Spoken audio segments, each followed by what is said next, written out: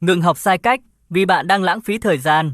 Hầu hết sinh viên học theo cách thụ động, đọc lại, tô đậm, cày nhồi, nhưng não chỉ giữ lại được rất ít. Bạn từng cày hàng giờ, nhưng đi thi lại quên sạch chưa? Hãy tưởng tượng bạn đổ nước vào một cái xô thùng, đổ bao nhiêu cũng chảy hết ra ngoài. Đó chính xác là cách phần lớn đang học.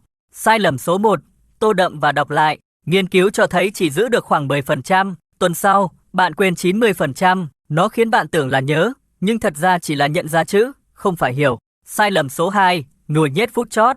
Thức trắng đêm, uống cà phê, nhét kiến thức như nhét đồ vào vali. Bạn có thể nhớ tạm đề thi, nhưng vài ngày sau não coi đó là rác và xóa sạch. Người hiểu sâu mới giữ kiến thức lâu dài và luôn vượt bạn.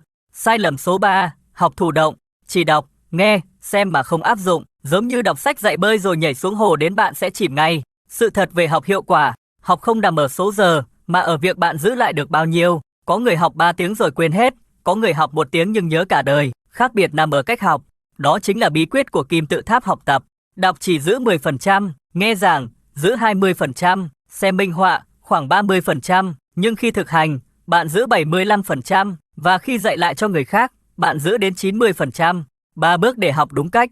Bước 1, gợi nhớ chủ động. Đừng chỉ đọc lại, hãy buộc não nâng tạ, tự kiểm tra, tự đặt câu hỏi, giảng lại cho người khác. Dùng phương pháp Feynman, giải thích một khái niệm như thể đang dạy cho trẻ 5 tuổi. Nếu bí, quay lại chỗ chưa hiểu. Dùng thể học, đề cũ, bài kiểm tra hoặc bộ câu hỏi tự soạn. Nghiên cứu cho thấy, sinh viên tự làm bài kiểm tra trước khi học đạt điểm cao hơn 50% so với chỉ đọc lại. Bước 2, lặp lại ngắt quãng.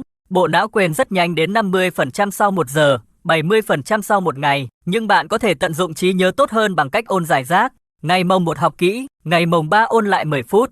Ngày mồng 7 tự kiểm tra không dùng ghi chú. Đó là cách chống lại đường cong quên lãng. Bước 3, biến học thành thói quen. Khó nhất không phải là học, mà là duy trì để không bỏ cuộc. Quy tắc 2 phút, bắt đầu nhỏ đến chỉ một thẻ học, chỉ một trang sách. Khi đã khởi động, bạn dễ tiếp tục.